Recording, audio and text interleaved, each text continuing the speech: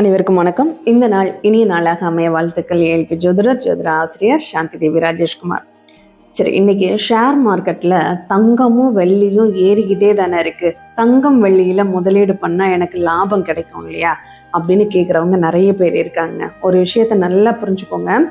உங்களுக்கு பங்கு வர்த்தகத்தில் லாபம் கிடைக்கணும் அப்படிங்கிற அமைப்பு இருந்தால் இந்த தங்கம் வெள்ளி வாங்கினா மட்டும்தான் லாபம்னு இல்லை. நீங்கள் எந்த பொருளை வாங்கினாலும் விற்றாலும் உங்களுக்கு லாபம் உண்டானா உண்டு. இப்போ இன்னைக்கு மார்க்கெட்டு ஒரு பொருளில் ஏறுனாலும் லாபத்தை பார்க்குறவங்க இருக்காங்க, இறங்குனாலும் லாபத்தை பார்க்குறவங்க இருக்காங்க. ஆனால் ஏறினாலும் இறங்கினாலும் உங்களுக்கு லாபமா? இப்போ இன்னைக்கு நிலவரத்தை எடுத்துக்கோமே.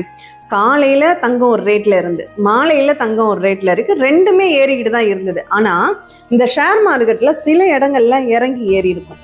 அப்போ அவங்க இந்த ஏறுற நேரம் பணம் விற்றுருப்பாங்க, வித்ட்ரா பண்ணியிருப்பாங்க. இறங்குற நேரம் அவங்க மைனஸ் பண்ணியிருப்பாங்க. அப்போ அந்த கால் வாங்குறதே அவங்களுக்குள்ள ஏற்ற இறக்கறதுலையே அவங்க மனசு ரொம்ப வித்தியாசமாக வேலை செய்ய ஆரம்பிச்சிடும். அதில் அவங்க நஷ்டங்களை சந்திக்கக்கூடிய ஒரு வாய்ப்பு இருக்குது.